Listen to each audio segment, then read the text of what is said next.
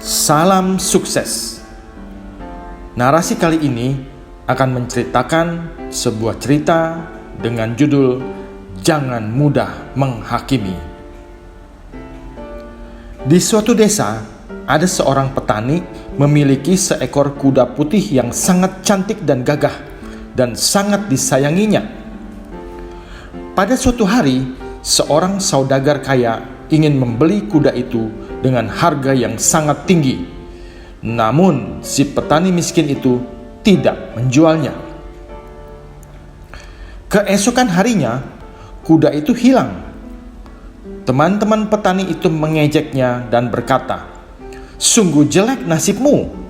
Padahal kalau kemarin kudanya sudah dijual, kamu akan menjadi kaya." Sang petani hanya diam saja mendengar ejekan temannya. Beberapa hari kemudian, kuda si petani kembali bersama 6 ekor kuda lainnya. Melihat kuda sang petani balik bersama 6 ekor kuda lainnya, teman-temannya berkata, "Wah, beruntung sekali nasibmu. Ternyata kudamu membawa keberuntungan." Mendengar ucapan temannya, sang petani hanya diam saja. Selang beberapa hari kemudian, anak si petani yang sedang melatih kuda-kuda baru itu terjatuh dan kakinya patah.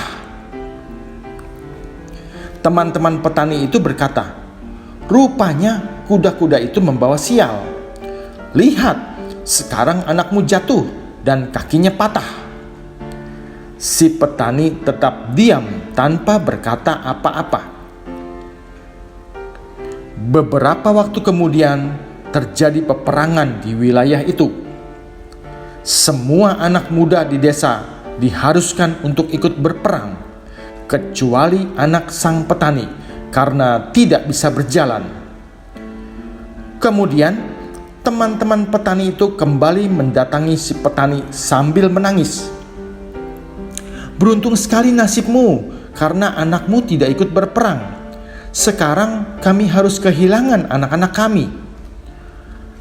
Akhirnya sang petani berkata, "Janganlah terlalu cepat membuat kesimpulan dengan mengatakan nasib seseorang itu baik atau jelek.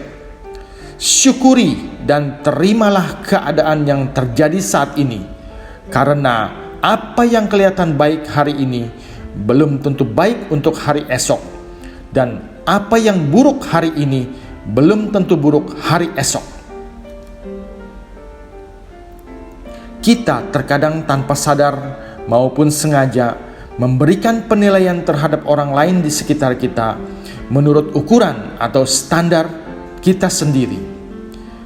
Berapa banyak waktu yang kita habiskan hanya untuk menilai orang lain?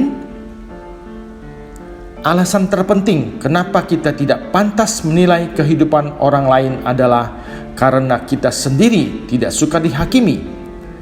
Jangan melakukan sesuatu jika kita tidak suka orang lain melakukan hal yang sama kepada kita. Baik atau buruk, benar atau salah, keputusan yang diambil seseorang bukan hak kita untuk memberikan penghakiman. Terkadang kita lebih suka menghakimi orang lain, tetapi lupa introspeksi diri.